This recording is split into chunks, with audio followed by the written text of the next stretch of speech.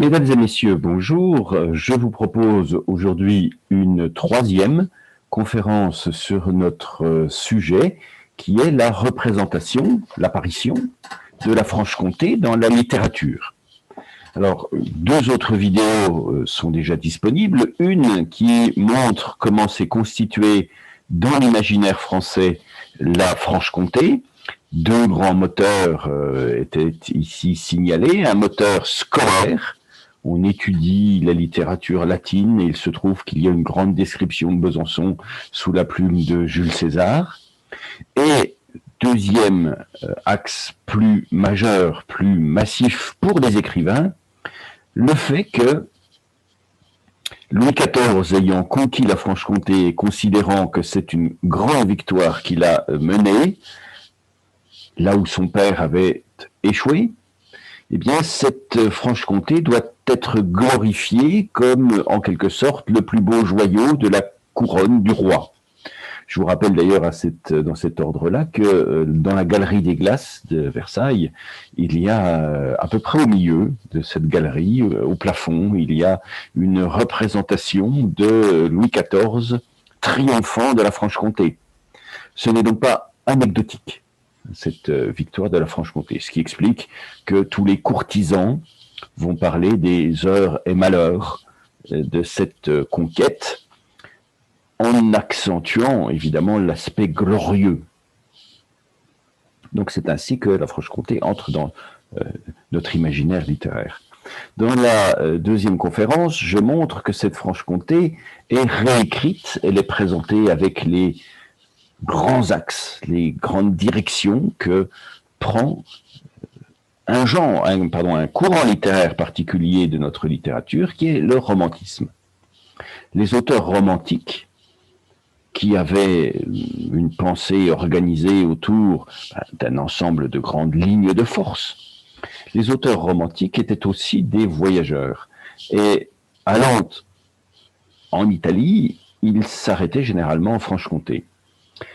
Cette Franche-Comté avec laquelle ils sont mis en relation à travers essentiellement deux grands écrivains, qui sont Charles Nodier. Nodier était né à Besançon.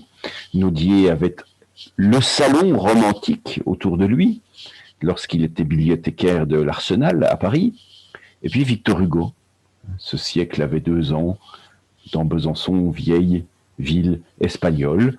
Bon, voilà, deux écrivains du cercle romantique sont nés à Besançon. On y passe à Besançon parce qu'on va en Italie. En tout cas, on passe en Franche-Comté, davantage qu'à Besançon, mais on y passe. Et les écrivains, donc, rendront compte de cette ville.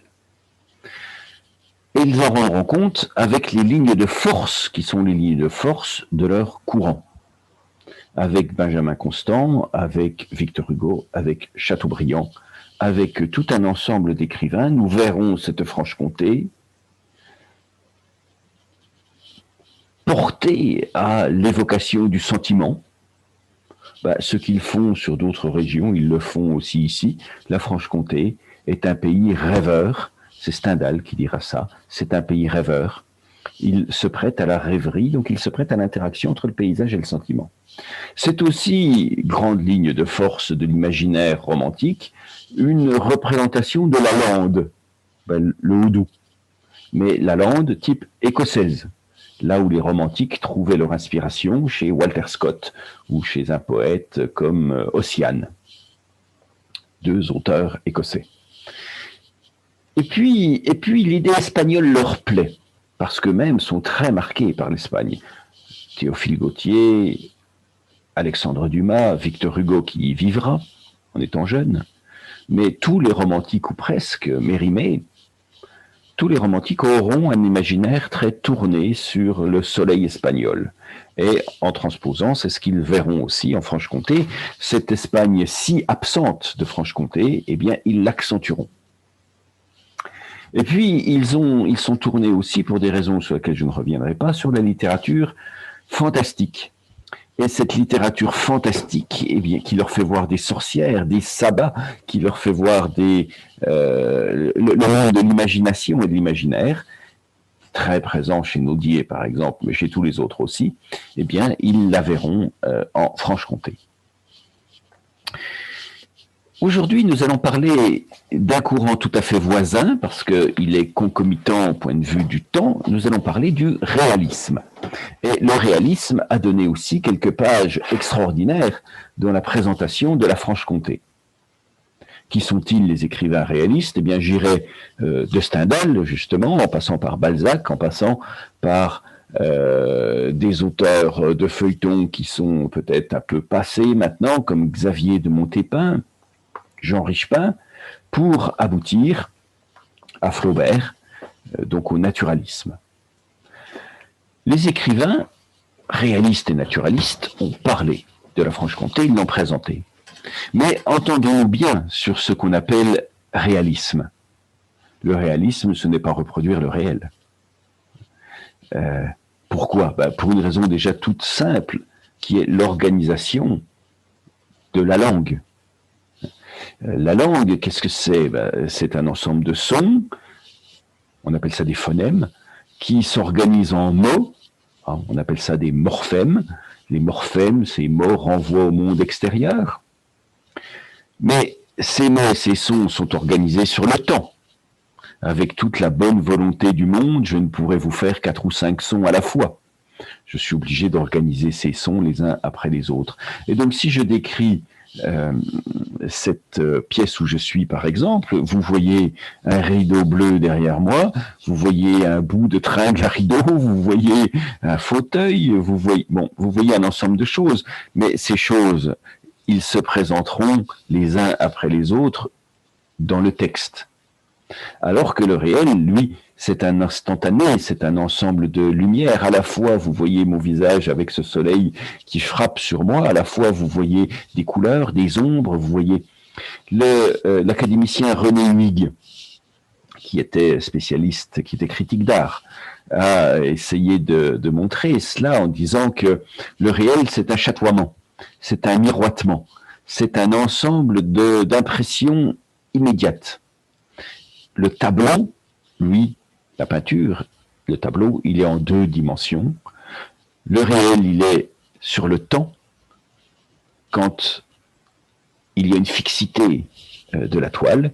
Et René Huyghe dit qu'après tout, ceux qui ont essayé le plus de reproduire le réel dans ce chatoiement, eh bien, c'est les impressionnistes qui veulent créer une impression, Manet, Monet, et qui donc font des taches de peinture, des points qui font des masses de couleurs par-ci et par-là. La littérature, elle n'est pas faite pour reproduire le réel. Et même un objet, une technologie, dont on pourrait dire qu'elle est davantage faite pour reproduire le réel, comme la photographie par exemple, n'empêche que la photographie est une construction. Construction de la lumière, construction de ce que l'on voit. Cette simple idée que l'on prend la pose montre que ce n'est pas le vrai réel, mais c'est un réel fabriqué. À la rigueur, vous pourriez me dire le cinéma. Alors le cinéma, oui, davantage est une reproduction du réel quand on le voit sous l'objectif des frères Lumière, par exemple. L'entrée du train à La Ciotat, le défilé de telle ou telle manifestation. La venue d'un président dans telle ville avec les acclamations, le cortège qui passe. Bon, ça, très bien. On pourrait dire que c'est du réel brut davantage. Mais encore, l'auteur, le cinéaste, a choisi le temps, le lieu, l'éclairage, a choisi tout un ensemble de critères qui font que ce que nous avons sous les yeux, eh bien, c'est, quand même plus un réel figé, mais un réel tout de même, un instant du réel ou un ensemble d'instants. La littérature, elle est réaliste, parfois. Mais cela ne veut pas dire qu'elle veut reproduire le monde réel. Non. Ça veut dire qu'elle veut porter un message sur le monde extérieur. Le 19e siècle, d'ailleurs, ne parle pas de réalisme. Il parle de roman social. Roman qui veut reproduire la société contemporaine. C'est en quoi, d'ailleurs, il s'oppose, ce roman, au roman historique, qui, lui, porte une représentation modernisée, d'une autre époque. Ce en quoi il s'oppose, mais très modérément, du roman fantastique. Parce que le roman fantastique, il fait intervenir un élément surnaturel, un vampire, un fantôme, un revenant quelconque, un objet magique, un objet maudit, dans le monde réel. Donc il y a quand même la représentation de la société telle qu'elle est, dans laquelle un phénomène surnaturel va se produire. Donc le réalisme, ce n'est pas du tout dire comment c'est. Le réalisme, c'est tirer une conséquence de ce que c'est. Je présente un lieu, mais si je le présente avec ces caractéristiques-là, c'est parce que j'ai une arrière-pensée. Une arrière-pensée qui est de porter un message. Et tous les auteurs n'ont pas le même message, mais tous les auteurs auront un message. Nous l'avons déjà vu cela, et donc je n'y reviens pas, à la fin de ma deuxième conférence, lorsque j'ai parlé d'Émile Zola. Ma première conférence, lorsque j'ai parlé d'Émile Zola, l'imaginaire de la guerre en Franche-Comté. Zola va décrire Belfort, mais pas du tout, parce que Belfort l'intéresse. Il n'est d'ailleurs jamais venu. C'est Bitche qu'il va visiter. Il y a deux villes qui ont résisté davantage en 1870, c'est Bitche et Belfort. Il a choisi d'aller à Bitche. Parce qu'il a visité Sedan, parce qu'il a visité un certain nombre de lieux de bataille qui étaient plutôt au nord de Belfort, et donc il n'est pas venu à Belfort. Il y a donc une présentation de Belfort. Il n'est jamais venu à Belfort, mais qu'à cela ne tienne. L'objectif, c'est de montrer l'incurie de l'Empire, l'impréparation de l'Empire à la guerre. Et donc, Belfort, pourquoi pas Belfort? Puisque tout le monde sait ce qu'est Belfort. Je me permets de vous renvoyer à un petit ouvrage auquel j'ai collaboré, qui s'appelle « Belfort et son territoire dans l'imaginaire républicain ». Belfort et son territoire dans l'imaginaire républicain, c'est à l'Harmattan. C'est dirigé par Sidonie Marshall. Et donc cet ouvrage essaie d'expliquer comment Belfort émerge et marge dans l'imaginaire collectif français. Donc Zola suit ce mouvement-là et place un message sur Belfort. L'Empire était un mauvais régime et la preuve c'est que quand il déclare la guerre, cette guerre est totalement improvisée, voire Belfort. Exemple, Belfort. Bon, donc un message. Et les écrivains réalistes n'ont pas tous le même message, mais enfin ce message a quand même une forme d'idée récurrente. D'idée récurrente, et c'est de cela dont nous allons parler maintenant. Alors prenons le cas peut-être le plus intéressant pour commencer, qui est Stendhal. Stendhal avec plusieurs ouvrages, son journal de voyage, ses mémoires d'un touriste, et évidemment Le Rouge et le Noir. Le Rouge et le Noir, c'est un roman prodigieusement intéressant quand on regarde la Franche-Comté. Pourquoi? Parce qu'elle est là, et parce qu'elle n'est pas là. Parce que ça se passe en Franche-Comté, mais ça ne se passe pas en Franche-Comté. Parce que ça parle de Besançon, mais ça ne parle pas de Besançon. Ça parle de beaucoup de choses, mais aussi, aussi de la Franche-Comté. Alors, petite démonstration de cela. Que trouve-t-on sur la Franche-Comté? Eh bien, par exemple, sur Besançon, Julien, donc le héros du Rouge et le Noir, ne songeait plus qu'au bonheur de voir une capitale, une grande ville de guerre comme Besançon. Alors bien sûr, tous ceux qui sont venus à Besançon peuvent nous dire, oui, ville de guerre. Fortification de Vauban, citadelle, fort Griffon. À cette époque-là, il n'y a pas tous les forts qui ont été construits par le général Serré de Rivière, qui sont les forts sur les collines un peu plus éloignées du centre-ville, comme Bregy par exemple, le Rosemont ou d'autres. Donc oui, les portes battants, portes rivotes, ça, elles sont refaites par Vauban. Les murailles, à savoir tous les bastions, et tous les éléments de protection. Donc ça, oui, ville de guerre. Et puis ville de garnison, il y a beaucoup de militaires à Besançon. Mais enfin, peut-on dire que si je vous dis ville de guerre, émerge dans votre esprit tout de suite Besançon? Et pour le lecteur parisien, normand et autres, qu'apprend-on? Besançon est une ville de guerre. Mais est-ce bien une description? Non, c'est un qualificatif. Et le texte continue. Enfin, il aperçut une montagne lointaine, des murs noirs. C'était la citadelle de Besançon. Ça pourrait être la citadelle de Briançon. Ça pourrait être, oui, des murs noirs, une montagne lointaine, une citadelle. Bien sûr, pour ceux qui ont vu Besançon, immédiatement, on sait de quoi on parle. Mais dans les faits, ce sont des caractéristiques qui sont partagées avec une infinité de villes. Quelle différence pour moi, dit Julien en soupirant, si j'arrivais dans cette noble ville de guerre pour être sous-lieutenant dans un des régiments chargés de la défendre? Bon, oui, voilà une information sur la ville, noble ville de guerre. Que trouve-t-on? Que trouve-t-on encore? Eh bien, on trouve le séminaire donnait sur les remparts et par-delà, on apercevait la jolie plaine que le Doubs sépare de la ville. La jolie plaine que le Doubs sépare de la ville. C'est une boucle, Besançon. Et des plaines, il y en a guère. Et surtout du côté du séminaire, si on voit où se trouve le séminaire. Il y a un séminaire, ça on en a besoin pour l'histoire. Parce que le personnage, rouge ou noir, va hésiter entre la carrière militaire, la carrière ecclésiastique.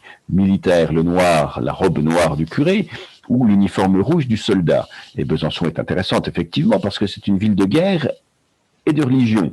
Donc il y a les deux. Donc certes, des caractéristiques sont présentes.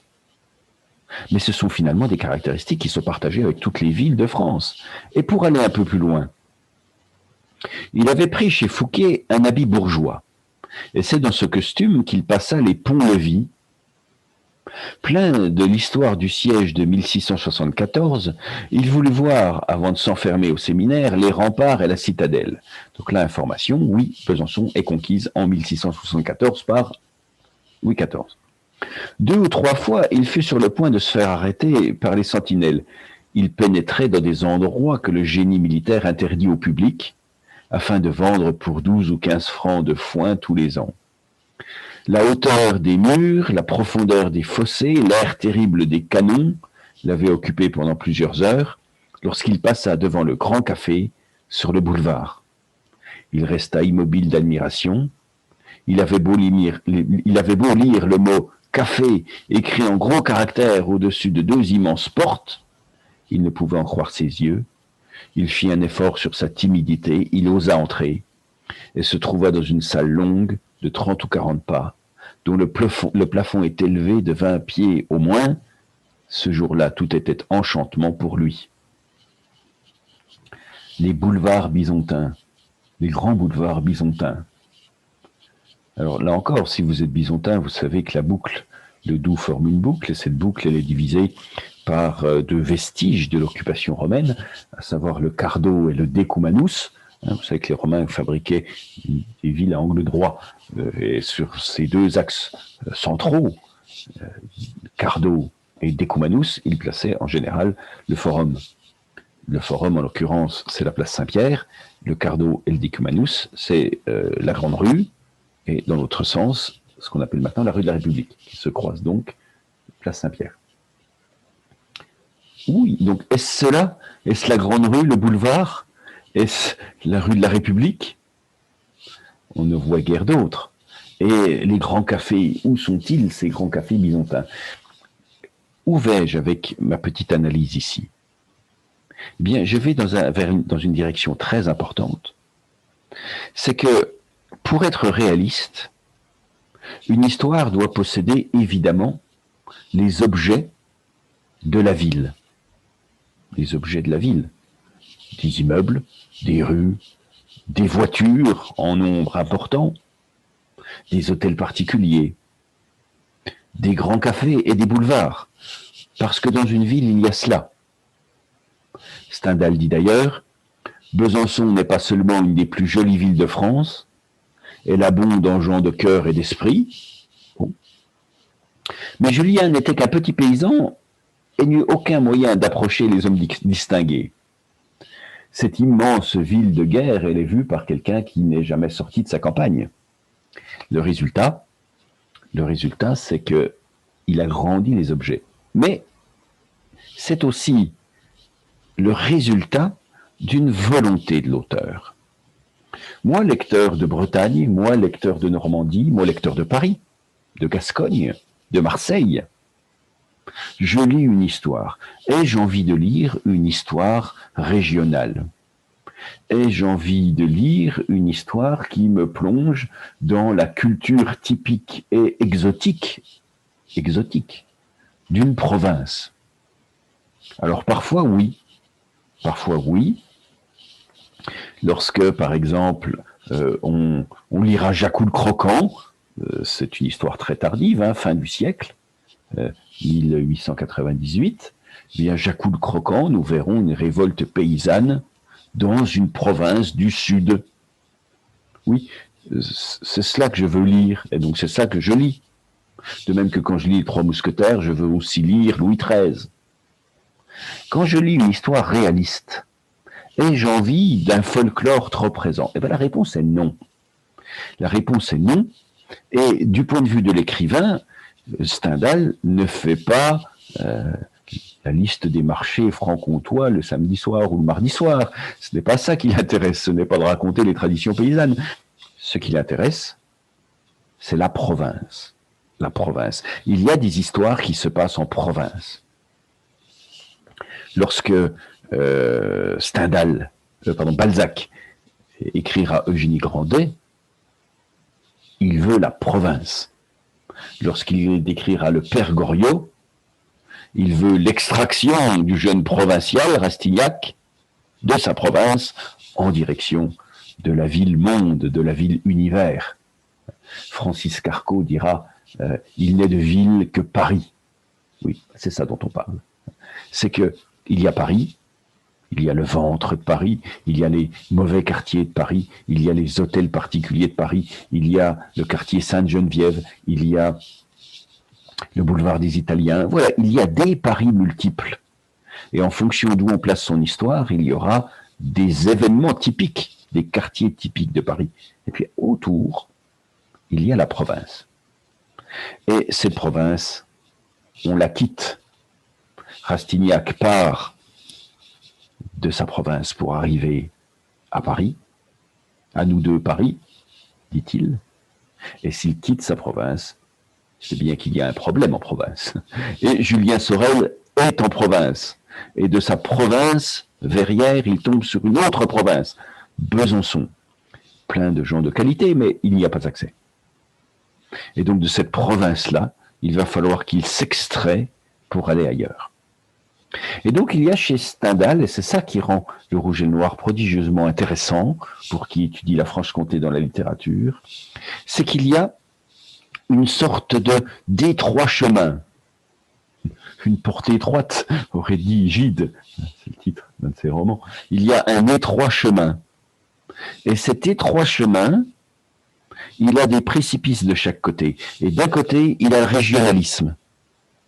Si on décrit la Franche-Comté comme étant trop franc-comtoise, on va intéresser les amateurs de Franche-Comté, ce qui, pour le lectorat, est assez infime.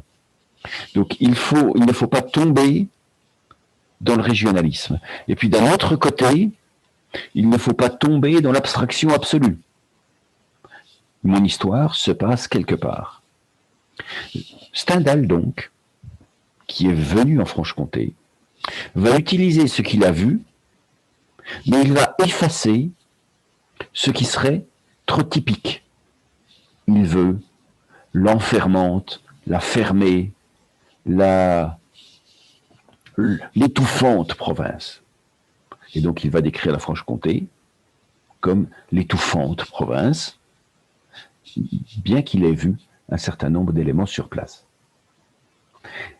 Et ceci va se voir par une toute petite bizarrerie, une énorme bizarrerie, disons plutôt. Dans l'avant-propos du Rouge et le Noir, voici ce que dit Stendhal. L'auteur a inventé une petite ville de Verrières, et quand il a eu besoin d'un évêque, d'un jury, d'une cour d'assises, il a placé tout cela à Besançon, où il n'est jamais allé. C'est dans le Rouge et le Noir, cela. Comme Zola, j'ai besoin d'une province, je prends Belfort. J'ai besoin d'une province, je prends la Franche-Comté. Sauf que cela, c'est un mensonge. C'est un mensonge parce qu'il est venu plusieurs fois en Franche-Comté. Pourquoi? Eh bien parce qu'il était ambassadeur, il travaillait dans la diplomatie, il avait un poste en Italie. Et donc comment fait-on pour aller en Italie? Eh bien on traverse la Franche-Comté et les Alpes. Dans Mémoire d'un touriste, au 14 mai 1827, on trouve « De la vie, je ne me suis arrêté à Besançon que pour des affaires. Je commençais et finissais mes courses dans cette ville pour aller voir une certaine église, la cathédrale, où se trouve un excellent Saint-Sébastien de Fra Bartolomeo. Une partie du pont est de construction romaine. Les maisons sont toutes bâties en belles pierres de taille et j'aimais à visiter le palais Granvelle. » Donc, il est venu. Et pourtant, il dit qu'il n'est pas venu. Pourquoi? Une remarque en passant, les pierres bleues, elles seront présentes dans le Rouge et le Noir. Lorsqu'il est à Paris et qu'il s'ennuie, il dit combien de fois, songeant au bal de Paris abandonné la veille et la poitrine appuyée contre ces blocs de pierre d'un beau gris tirant sur le bleu, mes regards ont plongé dans la vallée du Doubs. C'est Julien qui dit cela. Donc, il a vu des pierres bleues, il réutilise des pierres bleues. Mais parallèlement, il dit « je ne suis jamais venu ». Eh bien, parce qu'il veut éviter cet écueil qui est qu'on lui dise « il s'en passe des choses à Besançon ». Ben, dites donc, c'est bien curieux, Besançon. Il ne veut pas faire une histoire qui se passe à Besançon. Il veut faire une histoire qui se passe en province. Donc, il dit « c'est là-bas ». Mais ça pourrait être n'importe où ailleurs. D'ailleurs, là-bas, je n'y suis jamais allé. Mais il ment. Et pourquoi ment-il? Eh bien, pour que le lecteur n'ait pas l'impression qu'il va lire une histoire régionale. D'ailleurs, cette histoire de Julien Sorel qui tombe amoureux ou qui utilise, grâce à ses charmes, le poids social de sa maîtresse, elle-même mariée, à Verrières pour progresser dans la société, et puis qui va à Paris. C'est une histoire, c'est un fait divers qui s'était passé à Grenoble.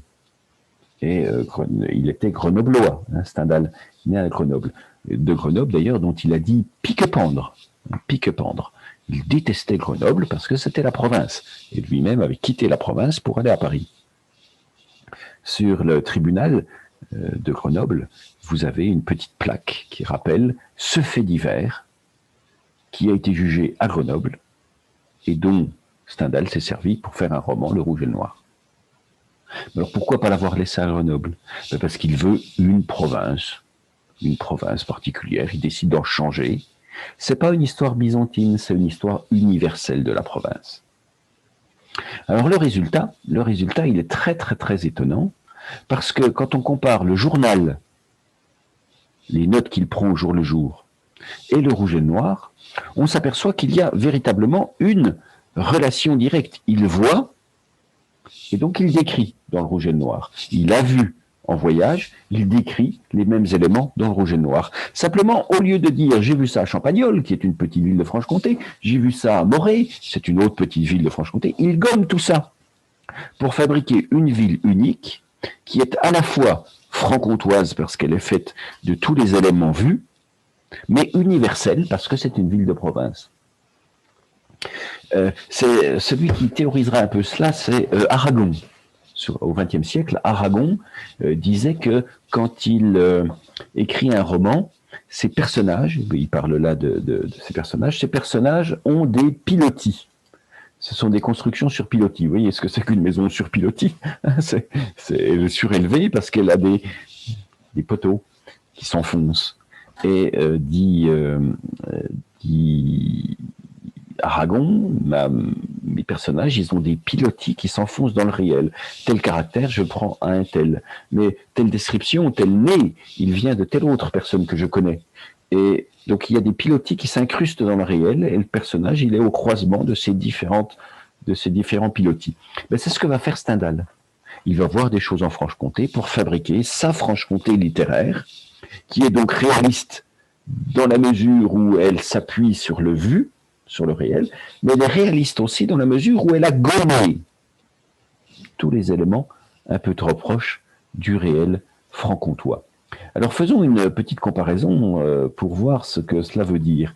Dans son journal, il dit, lorsqu'il vit à l'article,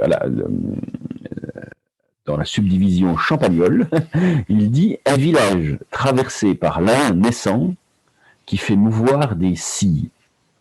Il a vu des fabriques, il a vu donc des scieries à Champagnole. Et que nous dit-il sur Verrières? Et donc je passe dans le roman. Un torrent qui se précipite de la montagne traverse Verrières avant de se jeter dans le Doubs et donne le mouvement à un grand nombre de scies à bois. J'ai vu des scies à Champagnole, je mettrai des scies à Verrières. Que nous dit-il sur Morée, dans le Jura? Une fabrique de clous à souliers. Il y avait déjà 8 ou 10 ouvrières, la plupart jeunes. L'une m'a montré le procédé fort simple, qui exige cependant pour les clous à tête ronde 2 coups de leur lourd marteau. Le marteau passe diablement près du nez. Que voit-on à Verrières? Je passe du côté roman. À peine entre-t-on dans la ville que l'on est étourdi par le fracas d'une machine bruyante et terrible en apparence, 20 marteaux pesants et retombant avec un bruit qui fait trembler le pavé, sont élevés par une roue que l'eau du torrent fait mouvoir. Chacun de ces marteaux fabrique chaque jour je ne sais combien de milliers de clous. Ce sont des jeunes filles fraîches et jolies qui présentent au cou de ces marteaux énormes les petits morceaux de fer qui sont rapidement transformés en clous.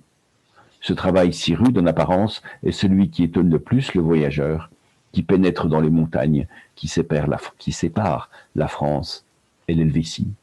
Il a vu, il replace. Qu'a-t-il vu à Dole? Alors Dole, c'est un vrai poème. En 1811, il s'est arrêté à Dole et il en a dit des choses sur Dole dans son journal. Il a détesté Dole.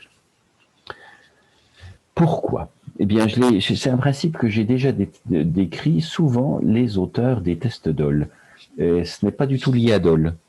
C'est parce que quand on quitte Paris pour aller en Italie, eh bien, on fait un arrêt déjà dans le nord de la Bourgogne. Et on a l'enthousiasme du voyage. On fait un deuxième arrêt, à Dole.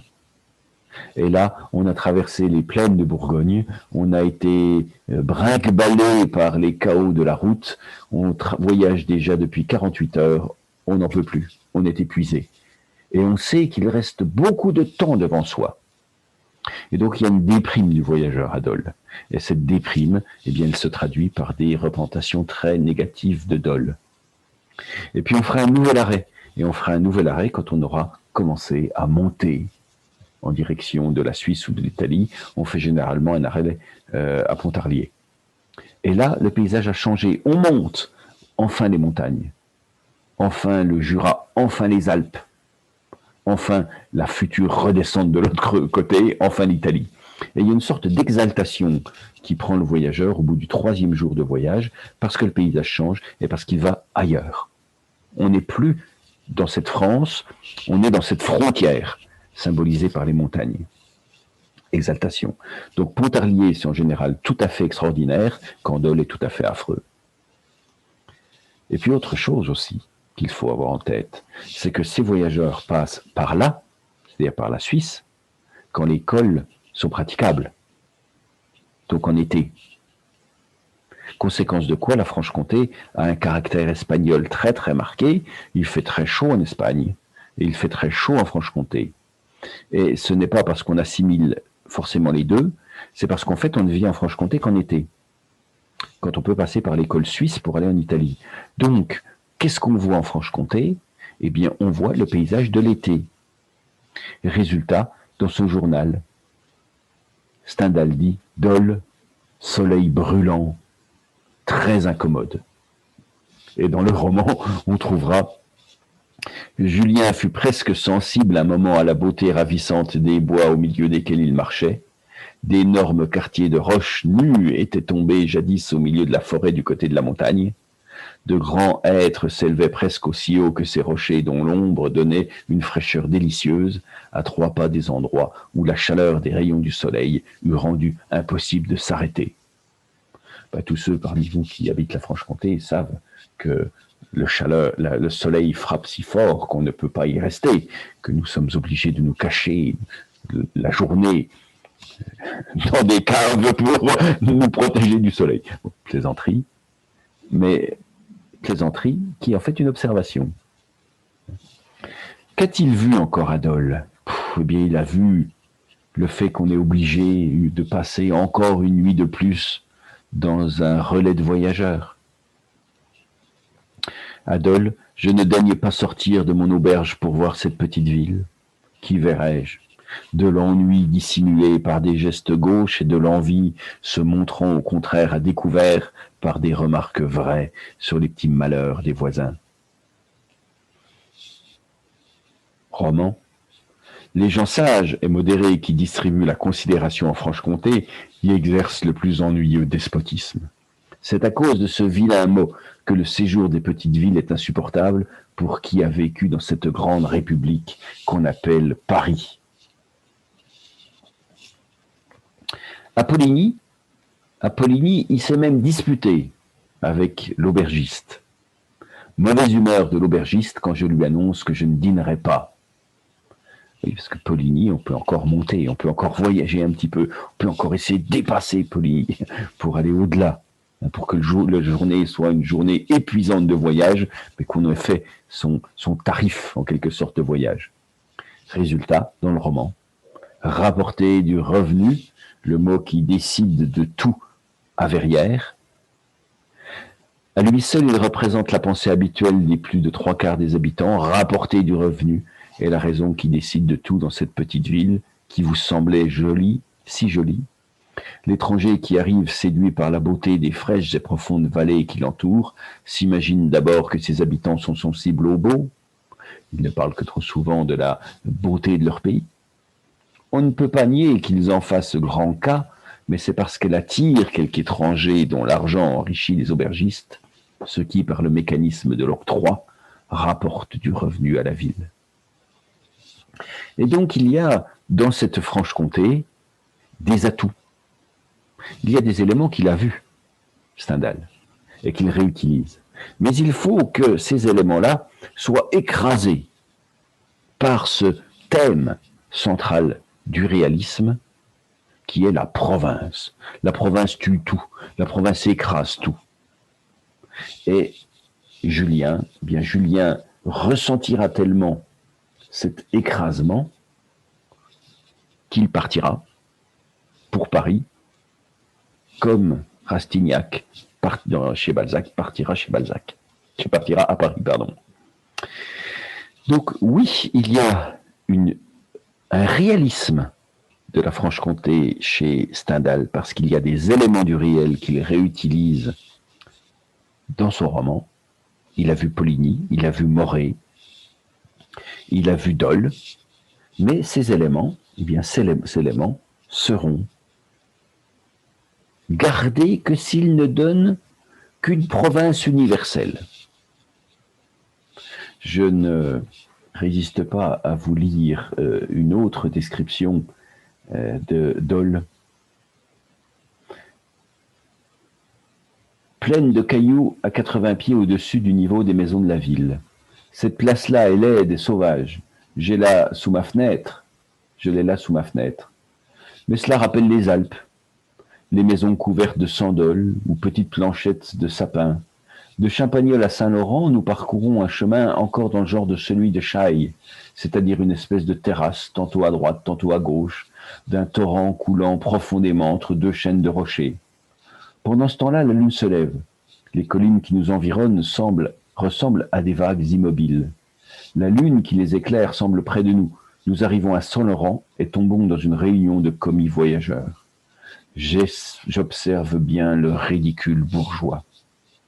Rien de ce qu'ils font n'échappe au ridicule le plus chargé. Ils font beaucoup de gestes, se gratter la tête, examiner une fourchette, etc., pour déguiser leur timidité. Leur grande prouesse est d'avoir bu 8 bouteilles de vin en mangeant une salade de bœuf à telle auberge de Lyon avec un tel. On fait auparavant reconnaître longuement par la compagnie l'auberge et le camarade. Après cela arrive l'histoire, suivie d'un rire forcé. Il y en a un lourd, lent, un grenoblois, je crois, qui fait des plaisanteries tirées de la mythologie que tout le monde admire. Le provincial. Voilà l'ennemi, le provincial. Et donc c'est cela. C'est cela qu'on verra en Franche-Comté, non pas parce que forcément ça y est en Franche-Comté, mais c'est parce que ça doit apparaître, parce que ainsi est la province. Celui qui ira très loin aussi dans cet axe-là, c'est Balzac. Balzac, il y a un certain nombre de romans balsaciens dans l'œuvre de romans franc-comtois dans l'œuvre balsacienne. Je déplace les adjectifs. Il y aura un certain nombre d'apparitions de la Franche-Comté, et toujours sur cette même thématique. Balzac, de surcroît, a aimé la Franche-Comté. Il y est venu au moins 4 fois, parce que, toujours à la recherche d'argent, il a l'idée de créer ses propres journaux pour publier ses propres textes. Il a bien compris que quand il écrit un texte et qu'il le publie, il touche de l'argent en tant qu'auteur. Mais il y a encore de l'argent qui circule, c'est l'argent que garde l'éditeur. Et que si lui-même devenait éditeur, eh bien, il aurait l'argent aussi de l'éditeur. Donc il vient plusieurs fois, en particulier pour prendre contact avec les fabriques de papier de la vallée du Doubs. Et là, voilà, il rencontre des lecteurs, il rencontre des amis, et il en est fort heureux. Il vient aussi d'ailleurs pour des affaires plus personnelles. Il vient pour passer en Suisse, à Genève, et rencontrer la comtesse Anska. Le comte Anski et la comtesse Anska, donc, sont des admirateurs et lui écrivent. Et quand le comte Anski meurt, il ira voir cette admiratrice qu'il épousera, d'ailleurs, quelques semaines avant sa mort. À Besançon, il y a donc des atouts, mais il y a aussi la province. Alors, petite lecture d'extraits que l'on trouve chez Balzac. Albert Savarus, c'est le nom du roman. Le jeune monsieur de Soulas parlait de quitter Besançon, ville triste, dévote, peu littéraire, ville de guerre et de garnison, dont les mœurs et l'allure, dont la physionomie valent la peine d'être dépeintes. Cette opinion lui permettait de se loger en homme incertain de son avenir, dans 3 chambres très peu meublées au bout de la rue Neuve, à l'endroit où elle se rencontre avec la rue de la Préfecture. La rue Neuve, c'est la rue Naudier. C'est la rue qui s'appelle maintenant du nom de Naudier, puisque Naudier est né dans cette rue-là. Donc, première apparition de Besançon, ville triste, dont on veut quitter l'ambiance. Apparition suivante, c'est une ville romaine. Mais le fait que c'est une ville romaine va nous amener un caractère des Byzantins actuels. Les Romains se sont partout donné des peines énormes. Ils ont dépensé des sommes immenses pour avoir d'excellentes eaux, à discrétion, dans toutes les villes de leur empire. À Besançon, ils buvaient les eaux d'Arcier, montagne située à une assez grande distance de Besançon. Besançon est une ville assise dans l'intérieur d'un fer à cheval décrit par Ledoux. Ainsi, rétablir l'aqueduc des Romains pour boire l'eau que buvaient les Romains dans une ville arrosée par Ledoux est une de ces niaiseries qui ne prennent que dans une province où règne la gravité la plus exemplaire. Si cette fantaisie se logeait au cœur des Byzantins, Elle devrait obliger à faire de grandes dépenses, et ces dépenses allaient profiter à l'homme influent. Donc on se pique d'histoire, on a des fantaisies déraisonnables, parce qu'on est en province. Il est nécessaire d'expliquer Besançon en quelques mots. Nulle ville n'offre une résistance plus grande, plus sourde et muette au progrès. La noblesse est essentiellement parlementaire, et d'un rogue, d'un raide, d'un grave, d'un positif, d'une hauteur qui ne peut se comparer à la cour de Vienne, car les Bisontins feraient en ceci les salons viennois Quinault. De Victor Hugo, de Naudier, de Fourier, les gloires de la ville, il n'en est pas question. On ne s'en occupe pas. Les mariages entre nobles s'arrangent dès le berceau des enfants, tant les moindres choses, les plus graves comme les moindres, y sont définis. Jamais un intrus, un étranger, ne s'est glissé dans ces maisons. Et donc, M. Tsoula, s'il se pique de littérature, il voudrait écrire. Une remarque, Balzac a des amis franc-comtois, et donc c'est aussi de ses amis qu'il tire les portraits qu'il fera des Bisontins. Et donc notre jeune écrivain, il vient voir un éditeur, et que lui dit l'éditeur de Besançon? Apprenez, monsieur, que nous sommes graves, plus que graves, ennuyeux, que nous ne voulons pas qu'on nous amuse, et nous sommes furieux d'avoir ri. Soyez aussi dur à digérer que les plus épaisses amplifications de la rue des deux mondes, et vous serez à peine au ton des Bisontins. Le rédacteur se le tint pour dit, parla le patois philosophique le plus difficile à comprendre, et eut un succès complet. Donc Besançon, Besançon a un aspect très négatif à cause de cette dimension provinciale qu'il faut faire émerger. Parce que si la province était formidable, tout le monde resterait en province. Or, personne ne veut aller en province. C'est bien qu'il y a un problème. Le problème, c'est l'enfermement, et c'est la bêtise. C'est ce que montre Stendhal, c'est ce que montre Balzac, bien qu'objectivement, tous les deux aient apprécié par moments la Franche-Comté. Les auteurs, donc, ne resteront pas en reste dans cette vision. Un qui, au XXe siècle commençant, gardera cette idée-là, c'est Francis Carco, dans Les Innocents. Francis Carco vient en Franche-Comté parce qu'il vient à l'invitation de Colette. Colette aime la Franche-Comté, il vient et il aime aussi. Simplement, c'est la province. C'est la province.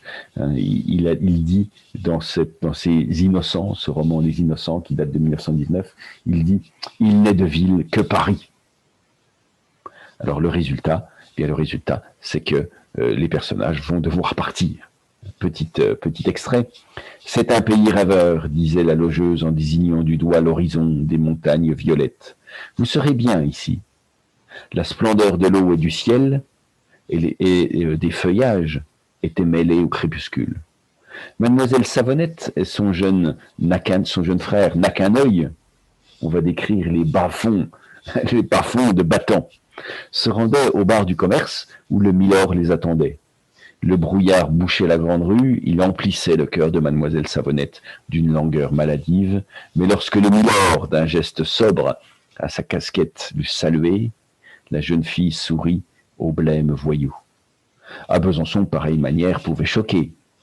Le brouillard du matin ne se dissipait pas. Sur la place de l'église Saint-Pierre, on devinait derrière les glaces voilées,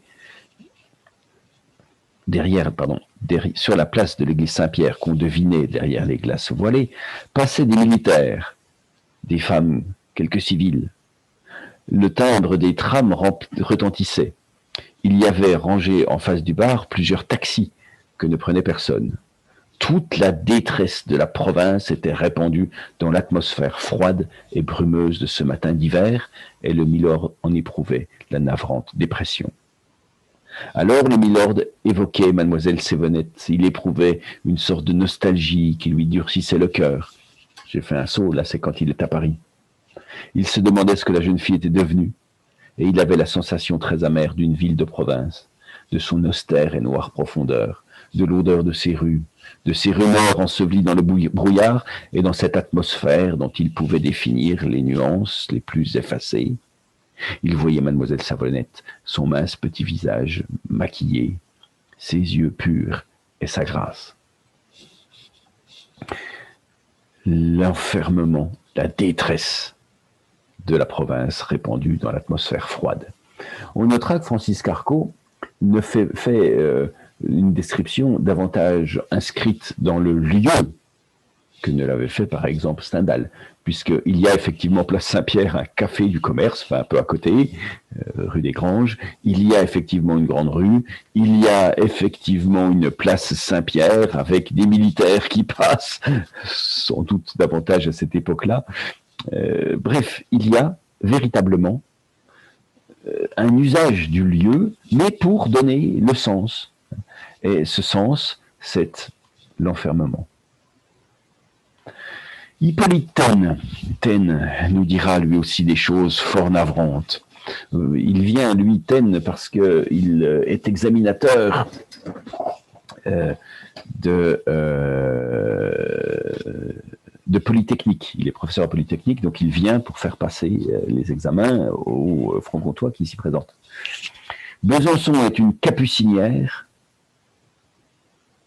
noblesse fermée d'un orgueil énorme, encore plus qu'à Dijon, et faisant corps avec le clergé, la noblesse et le clergé, qui sont la cause de cet enfermement. Ce que nous dira encore un autre écrivain, qui est Jean Richepin. Alors, Richepin, son père était directeur de l'hôpital Saint-Jacques, c'est l'ancien hôpital de Besançon dans le centre-ville. Et donc, il a vécu ici. Que va-t-on lire? Eh bien, des aspects positifs, mais si peu. La ville de Besançon est une des plus vivantes qu'il y ait en France. L'industrie horlogère y fait prospérer une bourgeoisie riche et pulluler une population de travailleurs. Grâce à la ceinture des remparts, les habitants y paraissent d'autant plus nombreux qu'ils ne peuvent se répandre dans des faubourgs et qu'ils sont forcés de s'entasser à l'étroit dans un espace très resserré. Aussi, les maisons sont-elles hautes et les rues fourmillantes. N'était l'horizon bordé de montagnes qui empêche d'oublier qu'on est en Franche-Comté, on se croirait volontiers dans un quartier de Paris. Mais à mesure qu'on s'éloigne de Battant, où s'agglomèrent les ouvriers, et qu'on remonte la grande rue, où s'étalent les boutiques, à mesure qu'on s'avance dans la ville haute, on entre dans la province. Les étages s'abaissent peu à peu, les portes cochères remplacent les vitrines des marchands, et la vie semble baisser la voie en s'approchant de la voie qui conduit à la cathédrale. Toutefois, cette rampe n'est pas solitaire, car la ville est dévote, et le dimanche surtout, le chemin de l'église est encombré de fidèles. Même pendant la semaine, beaucoup de promeneurs y passent pour aller jouir de l'admirable coup d'œil qu'on a du terre-plein qui précède le parvis. Où la solitude règne absolument, c'est derrière la cathédrale. Là se trouve un des deux quartiers nobles de Besançon. L'autre, englobé dans les rues populeuses qui débouchent sur le quai du Doubs, a perdu son caractère et s'est laissé envahir par la bourgeoisie. Mais celui-ci n'a pas été entamé. Il se compose d'une rue unique, à la pente raide, au pavé caillouteux, enchâssé d'herbe, et qui finit en cul-de-sac contre le rocher. Dans ce coin, les bruits de la ville arrivent à peine, étouffés, lointains, pareils au murmure d'une eau invisible. La masse de la cathédrale les intercepte et masque même la vue de la cité. Il semble que les hôtels nobles, endormis dans leurs souvenirs d'autrefois, s'abritent de la vie moderne derrière cet écran de pierre. Il y a donc un enfermement total qui explique que la province devra être quittée, que la province devra être abandonnée. On pourrait multiplier, multiplier avec des descriptions de plus en plus catastrophiques, si je puis dire. Voilà pour Stéphane Mallarmé. Mallarmé dit « Je ne suis plus à Tournon, mais à Besançon, ancienne ville de guerre et de religion, sombre, prisonnière. Voilà de cela un mois, peut-être m'en féliciterai-je. J'ai passé là la plus triste année de ma vie. » Et Verlaine lui envoie les poèmes saturniens. Ces poèmes saturniens m'ont sauvé pendant quelques jours de l'ineptie où me tiennent les tracas d'une installation et relevé des hontes de la réalité. Il est enseignant, il est professeur dans ce qui est aujourd'hui le lycée Victor Hugo. Et donc voilà pour Besançon. On pourrait encore voyager à travers cette Franche-Comté réaliste et nous y verrions encore et encore des éléments qui sont absolument dramatiques, si je puis dire. Nous y verrions par exemple Flaubert. Et c'est dans Trois contes qu'apparaît Besançon. Pourquoi? Eh bien parce que la patronne meurt, la patronne de Félicie meurt, et arrive de Besançon des bourgeois bisontins qui viennent s'approprier les biens de la défunte. Et Besançon, là, on a pour son grade, là encore, a des descriptions de ce qui fait la province, c'est-à-dire ce bourgeois qu'il faut absolument abandonner. Flaubert est d'ailleurs venu, et il n'a pas aimé. Il n'a pas aimé. Il s'est arrêté à Besançon pour, en particulier, aller voir la maison natale de Victor Hugo. Et là, il a rencontré la nourrice de Victor Hugo. Et il décrit comment il a été reçu et comment il a pris le thé ou le café, je ne sais plus exactement, comment il a discuté avec donc les vestiges de la famille Hugo et du grand homme en Franche-Comté. Bon. Donc la littérature réaliste est là cette caractéristique de présenter donc une Franche-Comté, mais une Franche-Comté par définition très enfermante parce que c'est le principe même. C'est le principe même que de présenter une région fermée qu'il faut quitter. On est en Franche-Comté, mais il faut absolument quitter cette Franche-Comté. Pour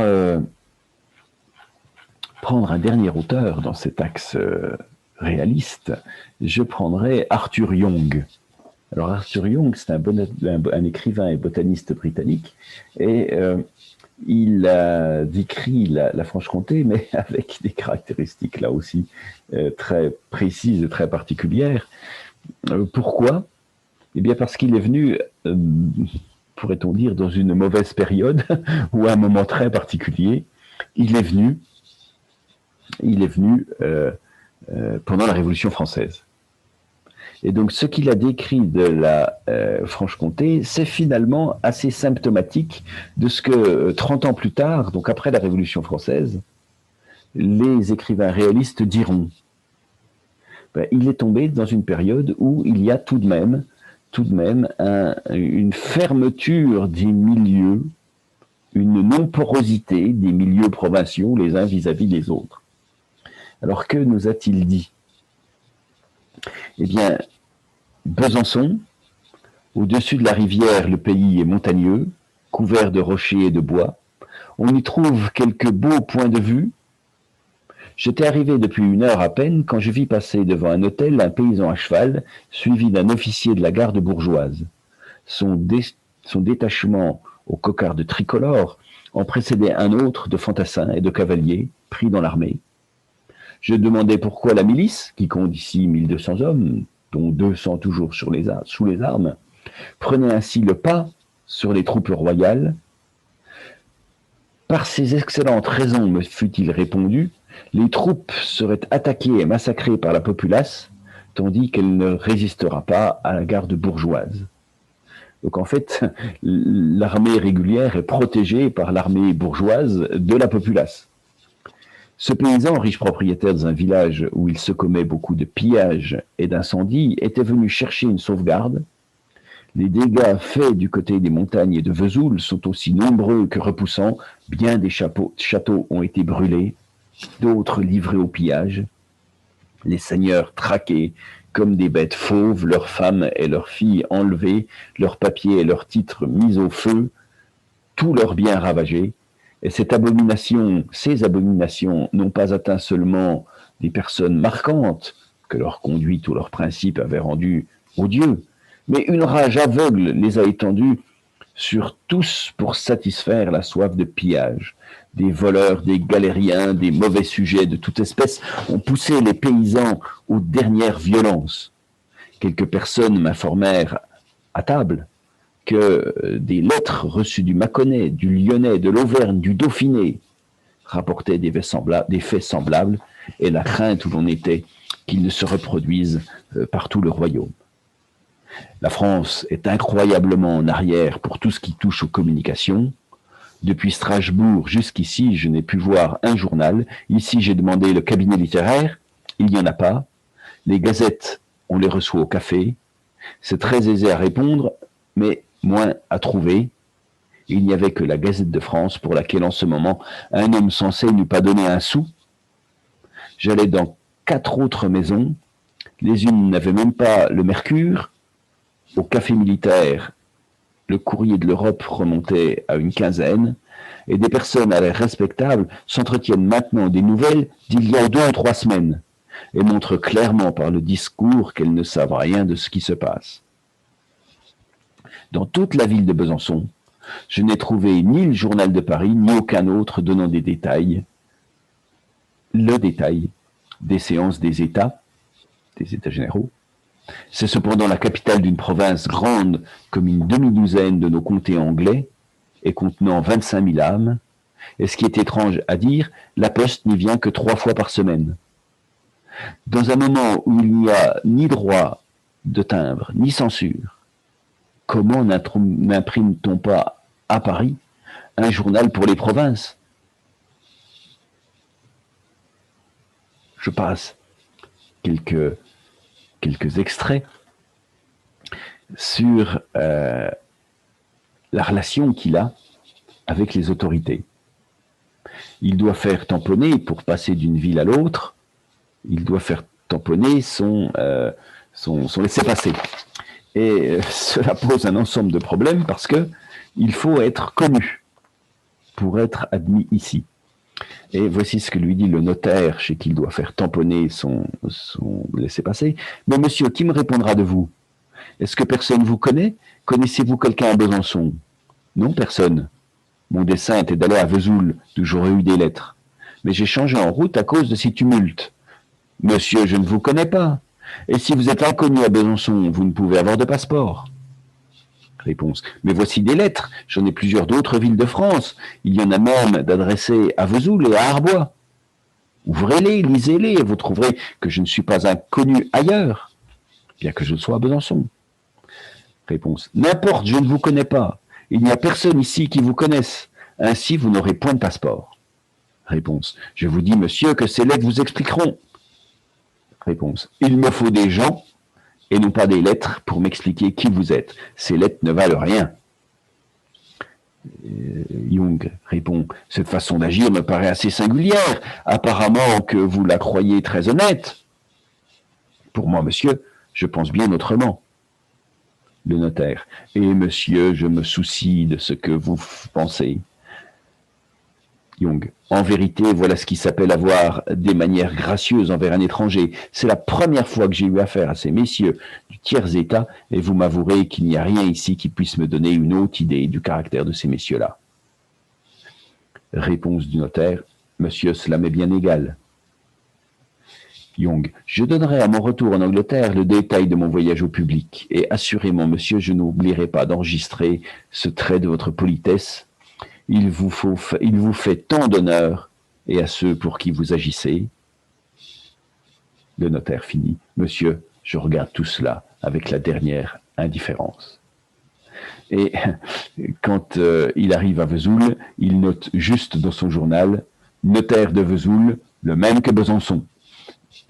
Donc, il y a la même situation. Monsieur Artaud, maire de Dole, même étoffe que le notaire de Besançon. Oui, partout, partout, il y a cette même situation.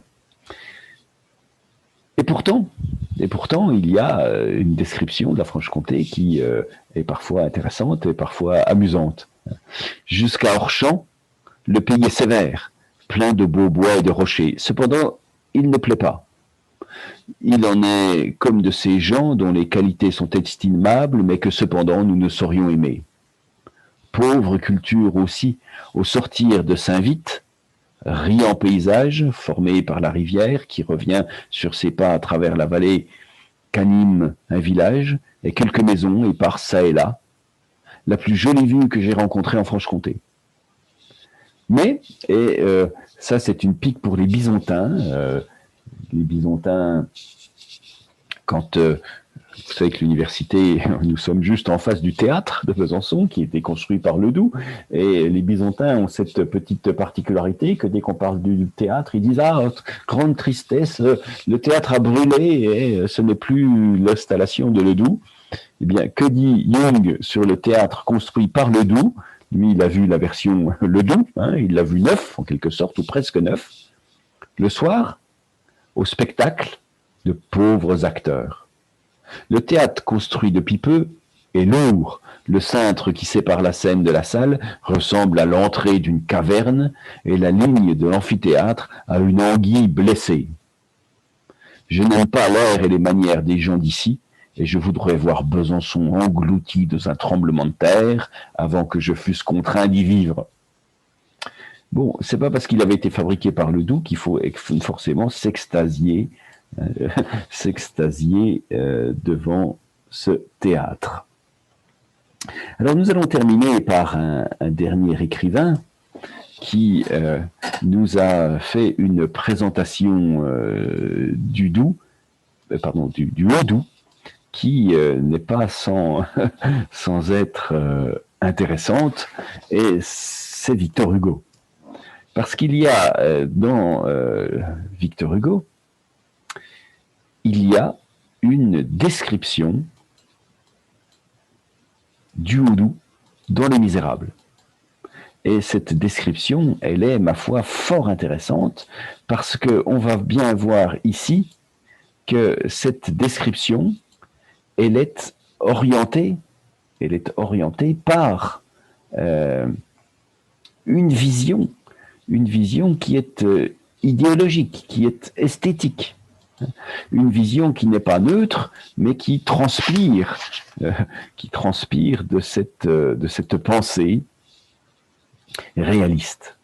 Alors, quelle est-elle, cette pensée? Eh bien, nous allons le voir à travers cet extrait, hein, donc cet extrait de des Misérables. Alors le contexte, c'est que Jean Valjean, vous le savez, est un bagnard, et ce bagnard, il a la nécessité de faire inscrire sur son livret, sur son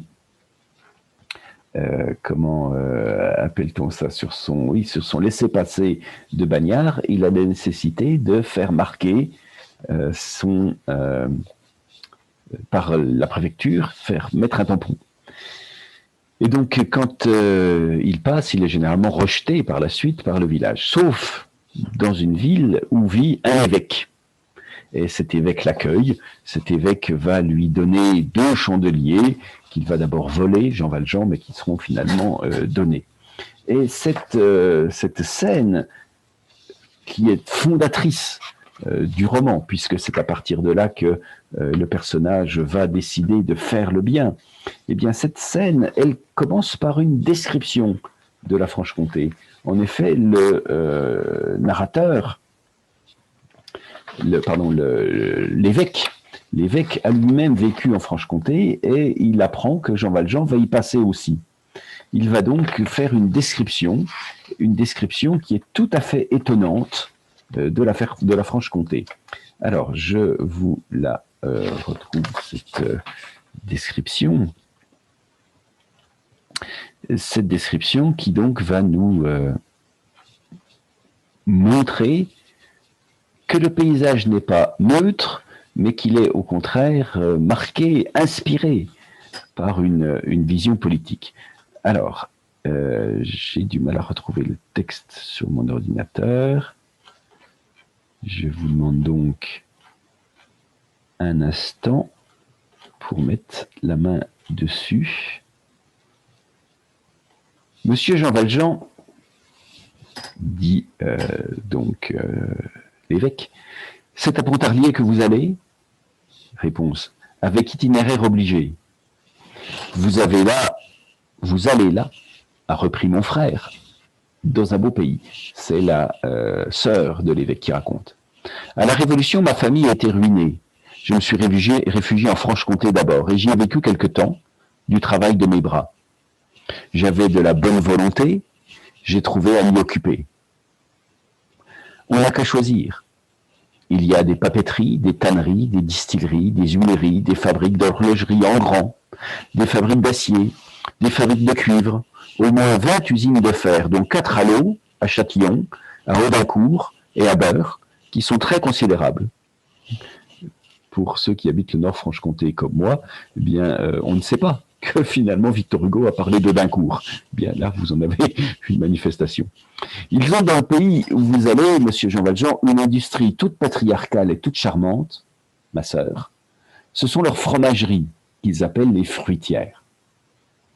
Alors mon frère, tout en faisant manger cet homme, lui a expliqué très en détail ce qu'étaient les fruitières de Pontarlier, qu'on a distingué 2 sortes. Les grosses granges, qui sont aux riches, où il y a 40 ou 50 vaches, lesquelles produisent 7 ou 8 milliers de fromages par été. Les fruitières d'association, d'un autre côté, qui sont aux pauvres. Ce sont les paysans de la moyenne montagne qui mettent leurs vaches en commun et partagent les produits. Ils prennent à leur gage un fromager qu'ils appellent grurin. Le grurin reçoit le lait des associés 3 fois par jour et marque les quantités sur la table double, sur une table double.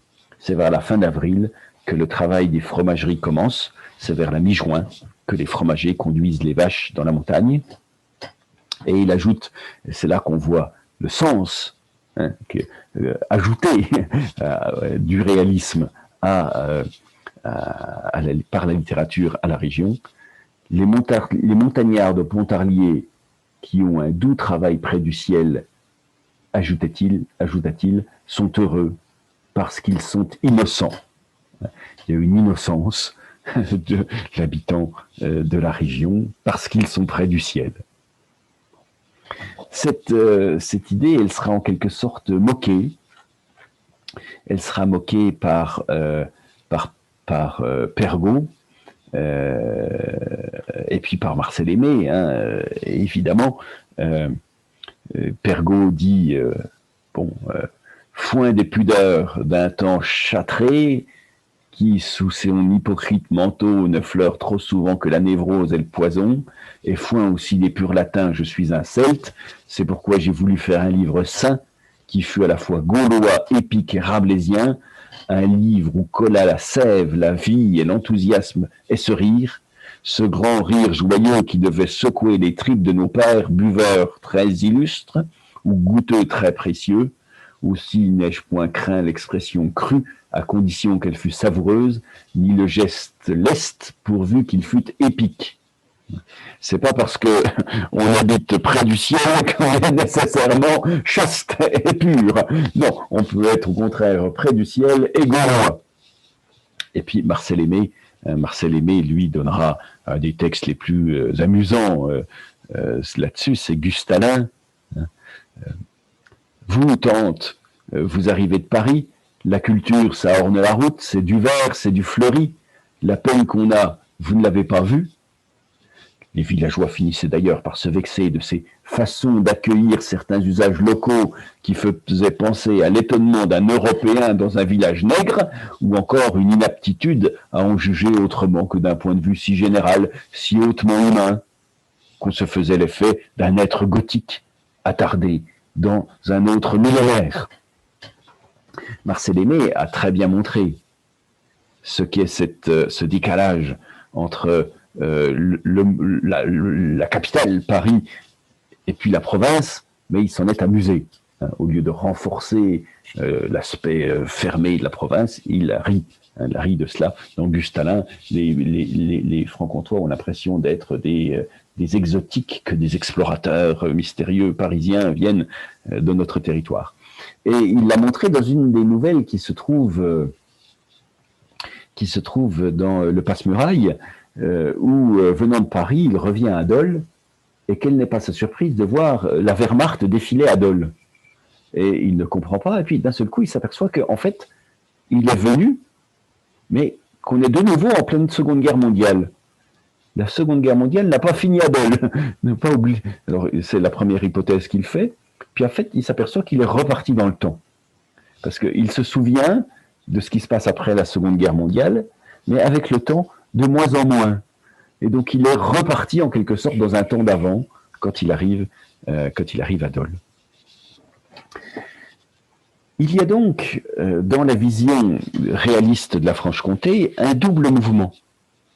Un mouvement qui est de voir des choses et de les utiliser, mais un deuxième mouvement qui est d'atténuer ces choses pour donner une vision globale de la province. On pourrait prendre encore un autre exemple ici qui serait Bernard Clavel. Avec Bernard Clavel, il y a un grand roman franc-comtois, il y a plusieurs, mais enfin un en particulier, c'est La Maison des Autres, dans laquelle il raconte comment il est apprenti dans une maison qui n'est pas la sienne, et donc il est finalement maltraité, en tout cas dans cette maison qui ne lui appartient pas. Et dans cette Maison des Autres qui se passe à Dole, le lecteur dolois suit son chemin pas à pas. On peut le suivre dans les rues. Mais le lecteur parisien le suit aussi. Pourquoi? Eh bien parce qu'il va par exemple à la gare. Il va livrer il travaille en tant que boulanger, donc il va livrer ses croissants, son pain à côté de la mairie. Il va à boulevard Gambetta. Mais toute la France a un boulevard Gambetta. Il n'y a pas une ville de France qui n'a pas un boulevard Gambetta ou une rue Gambetta.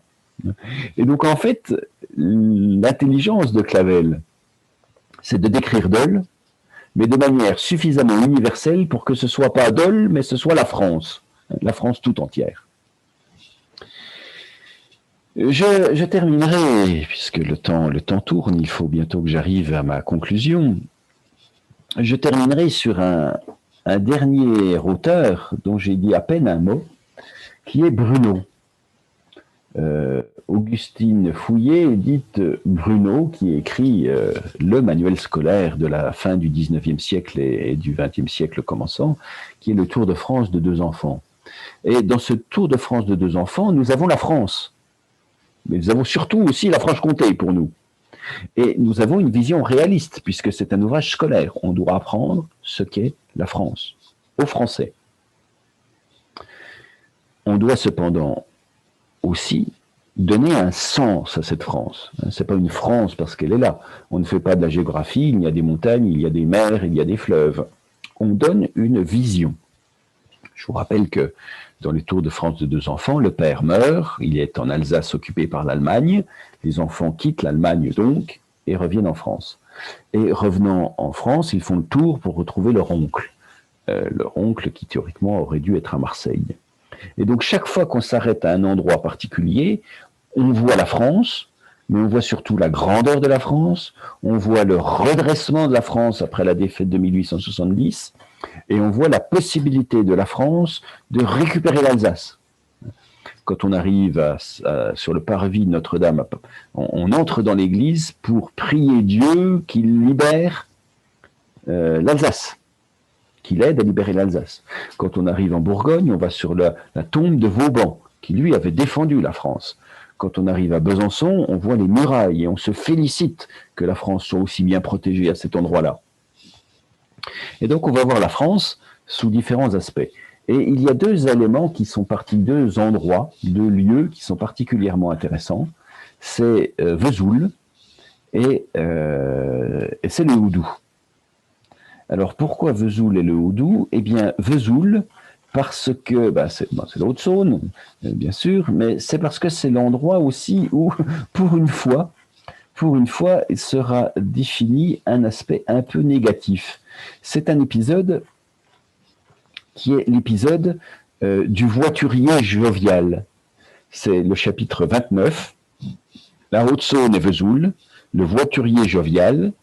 Avec cela va donc il y a un lieu, il y a un événement, et puis il y a une leçon de morale à chaque fois. Et puis il y a un proverbe. Donc c'est la leçon de morale, c'est la confiance imprudente, et le proverbe, ou le dicton, ne vous fiez pas étourdiment à ceux que vous ne connaissez point. On ne se repent jamais d'avoir été très prudent. Vesoul, petits extraits. Vesoul est une petite ville de 10 000 âmes, située au pied d'une haute colline dans une vallée fertile et verdoyante. Le département de la Haute-Saône, dont elle est le chef-lieu, est peut-être le plus riche de France en mines de fer, et de nombreux ouvriers travaillent à arracher le minerai de fer dans les profondes galeries creusées sous le sol. Et puis là, il commence à pleuvoir et les enfants acceptent d'être conduits dans leur voyage par un voiturier à la mine fort enluminée, des manières joviales mais un peu grossières. Et on s'aperçoit qu'il est saoul. Et donc, il avance en zigzag, et puis plusieurs fois on manque de tomber dans le ravin, et donc on dénonce là les méfaits de l'alcoolisme, et puis ne vous fiez pas étourdiment à ceux que vous ne connaissez point, on ne se repent jamais d'avoir été prudent, la confiance peut être imprudente. Voilà, donc une leçon de morale. Et puis ensuite, on va donc avoir tout un ensemble sur Besançon, sur chapitre 34, les qualités d'un bon cheval, donner du soin aux chevaux, leçon de morale, un bon animal ne coûte pas plus à nourrir qu'un mauvais, mais rapporte plus. On a chapitre 35, les montagnes du Jura, les salines, le grand troupeau des communes conduit par un seul pâtre, l'association des paysans, leçon de morale, que de peine nous nous épargnerons les uns les autres, si nous savions toujours nous entendre et nous associer dans le travail. Et là, nous avons une forte influence proudhonienne de Proudhon, Proudhon qui va nous décrire donc l'association des ouvriers en vue de créer des coopératives et de transformer, d'améliorer la politique. Je n'en dis pas plus parce que dans la liste des conférences que vous pouvez trouver de moi sur YouTube, vous tapez Florent Montaclair et vous aurez tout un ensemble de conférences faites antérieurement pour l'université ouverte ou pour différents enseignements que j'ai fait pendant ce confinement. Vous en avez une sur Proudhon, Fourier et Marx. Quelles sont leurs différentes positions? Et je parle là de l'influence de Proudhon et les propositions de Proudhon. Et dans le Tour de France de 2 enfants, quand on arrive en Franche-Comté, eh bien on arrive aussi dans une terre de littérature. Donc Victor Hugo a parlé de l'organisation du Haut-Doubs et de ces grurins qui organisent le travail. Eh bien, il faudra en parler. Et puis Proudhon a reposé sa théorie économique sur ce Haut-Doubs, donc il faut en parler. Donc nous avons ici une description des montagnes du Jura, des grands troupeaux, des associations de paysans, mais nous avons aussi un sens qui est donné. Que de peine nous nous épargnerons les uns les autres si nous savions toujours nous entendre et nous associer dans le travail. Lecture du texte. On s'arrêta à Lons-Saunier et à Salins, qui doivent leur nom à leur prospérité et leur prospérité à leur puits de sel. « Regarde bien, Julien, s'écria M. Gertal, qui est leur hôte, et observe ce qui va se passer. »« Oh, dit Julien, je regarde si bien toutes ces belles vaches que je suis en train de les compter, mais il y en a tant que c'est impossible. »« Ce sont toutes les vaches de la commune, réunies en un seul troupeau, dit M. Gertal, et il n'y a pour les conduire qu'un seul pâtre, appelé le pâtre communal. »« Tiens, s'écria Julien, qui regardait avec plus d'attention que jamais. Les uns s'en vont à droite, les autres à gauche, celle-là devant. Voilà tout le troupeau divisé, et le pâtre qui ne bouge pas pour les rappeler. À quoi pense-t-il? N'as-tu pas entendu qu'il a sonné de la trompe? Eh bien, dans le bourg, chacun est prévenu par ce son de la trompe et a ouvert les portes des étables. Et si le troupeau se divise, c'est parce que chacune des vaches prend le chemin de son étable et s'en va tranquillement à sa crèche. Jamais elle ne se trompe, elle rentre ainsi tous les soirs. Et tous les matins, à l'heure du départ, il suffit encore au pâtre communal de sonner de la trompe. Aussitôt dans le village, chacun ouvre les portes de son étable, les vaches sortent et vont se réunir toutes à un seul et même endroit où le pâtre les attend pour les conduire dans les belles prairies que nous avons vues le long du chemin. « Oh, que voilà des vagues intelligentes !» dit Julien.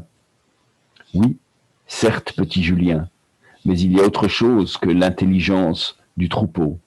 C'est celle des habitants du pays qui s'entendent de bonne amitié pour mettre leur troupeau en commun et ne payer qu'un seul pâtre, au lieu de payer autant de pâtres qu'il y a de fermes et de troupeaux. Pour moi, ajouta M. Gertal, je suis fier d'être jurassien, car c'est dans mon pays que pour la première fois en France, cette grande idée de s'associer a été mise en exécution par les cultivateurs. Et donc, leçon de morale, le pays le plus heureux sera celui où où il y aura le plus d'accords et d'union entre les habitants. Et puis, quand on poussera un petit peu au chapitre 37, eh bien, on verra le travail du soir dans une ferme du Jura, les ressorts de l'horlogerie, les métiers à tricoter, l'étude du dessin, et ce sera l'occasion du chapitre utilité de l'instruction. Voici ce qui est dit. Nous avons 8 mois d'hiver sur la montagne. Durant ces longs mois, la neige couvre tout. Il faut rester chez soi auprès du feu. Il y a même des villages où on est si enveloppé par la neige de toutes parts qu'on ne peut plus communiquer avec le reste du pays. La terre ne nous donnera pas de quoi vivre si nous ne travaillons pas, beaucoup, et si nous nous restions ignorants. Mais nous avons de bonnes écoles. La France ouvre de jour en jour plus d'écoles pour instruire ses enfants. Et Julien dit, moi qui veux bien travailler quand je serai grand, je ne perdrai pas mon temps à l'école. La fermière a raison, pour faire des choses utiles, il faut être instruit.